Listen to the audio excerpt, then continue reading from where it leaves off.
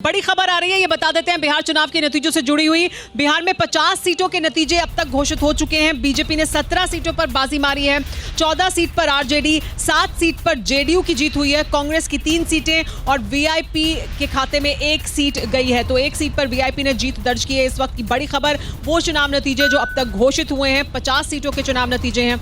BJP ने 17 सीटों पर बाजी मारी है।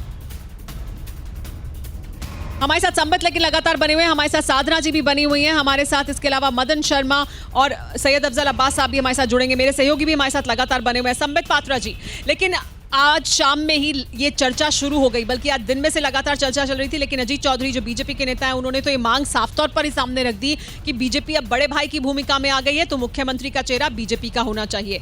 इस तरह की कार्यकर्ताओं और नेताओं की भावना होगी तो फिर क्या इस पर चर्चा भी होगी पार्टी के अंदर? नेताओं और कार्यकर्ताओं की भावना होना स्वाभाविक भी है, क्या आप ऐसा मानते हैं? देखिए, मैं एक बात यहाँ स्पष्ट कर देना चाहूँगा कि जहाँ तक ये मांग है कि मुख्यमंत्री हमारी पार्टी से होना चाहिए, ये उनका व्यक्तिगत विचार है।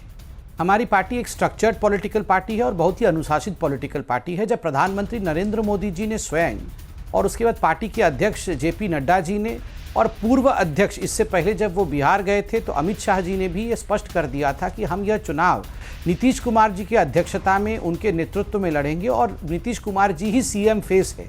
पूरा कैंपेन हमने नीतीश कुमार जी के इर्द गिर्द किया है, तो हम इसमें किसी प्रकार का बदलाव नहीं लाते हैं और हमारी क्रेडिबिलिटी ही हमारा घाती है। अब हम उन पार्टियों की तरह नहीं है जिनके पास कोई क्रेडिबिलिटी नहीं है। हम जो कहते हैं वो करते हैं, इसलिए किसी के मन में किसी प्रकार का संशय नहीं रहना चाहिए। धुआं धुआं सा ये शहर क्यों दिखता है, सुना है बाजार में धुएं का सामान बिकता है। ये दिवाली सिर्फ दिए वाली।